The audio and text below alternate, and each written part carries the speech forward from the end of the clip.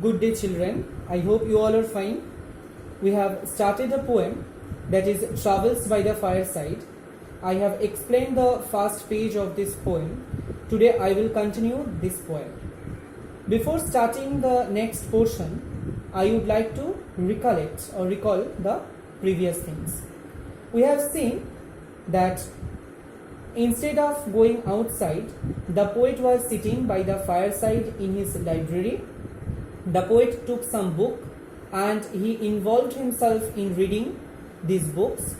He was getting different ideas of different places, and he thought that he is actually visiting the places.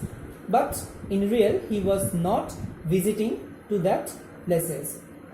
In the next line, now I am going to explain the next portion. I journey on by park and spire, beneath the centennial trees, through fields with poppies all on fire and gleams of distant seas. Actually, here the poet has been considered as an armchair traveler.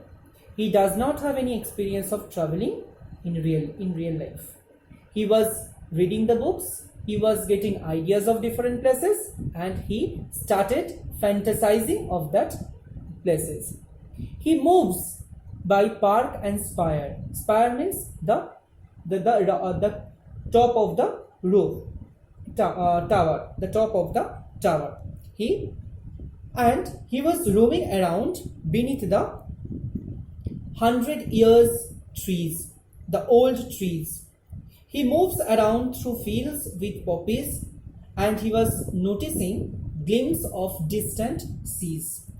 In the next stanza, I fear no more the dust and heat, no more I fear fatigue. Actually, the poet compares his condition with a regular traveler. He thought that his condition is better than the regular traveler. And as he was not going outside to travel to visit different places, so there was no chance of getting dust or heat. He was inside his room.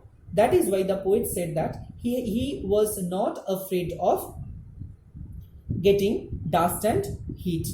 No more I fear fatigue. Fatigue means we all know that due to the heavy travel, sometimes we also feel very tired, right? So, but here the poet was not fear or afraid of it.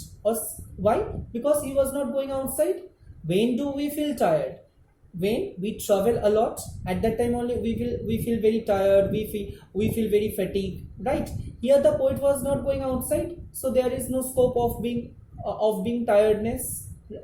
Next line is, while journeying with another's feet o'er many lengthening league.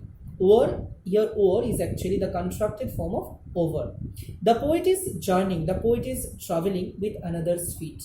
How? Because the poet was reading the literary works of different authors, where the authors have mentioned different places.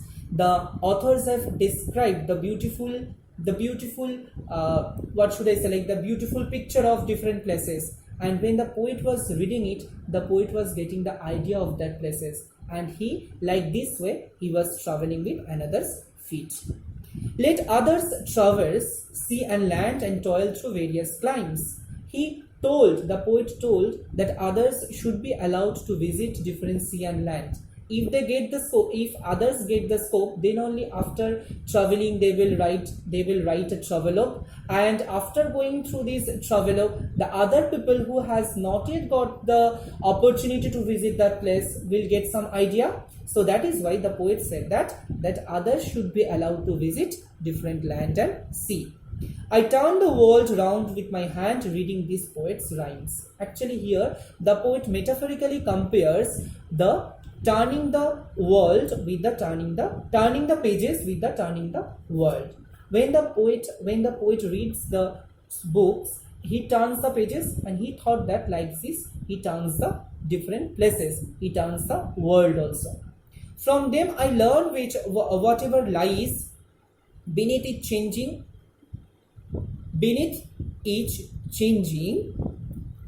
and see when looking with their eyes better than with mine. The poet, after going through it, after reading the book, the poet has got to know about different places which is situated in different zone. and the poet thought that it is far better to look all these things with their eyes. Then that is why the poet was very much satisfied.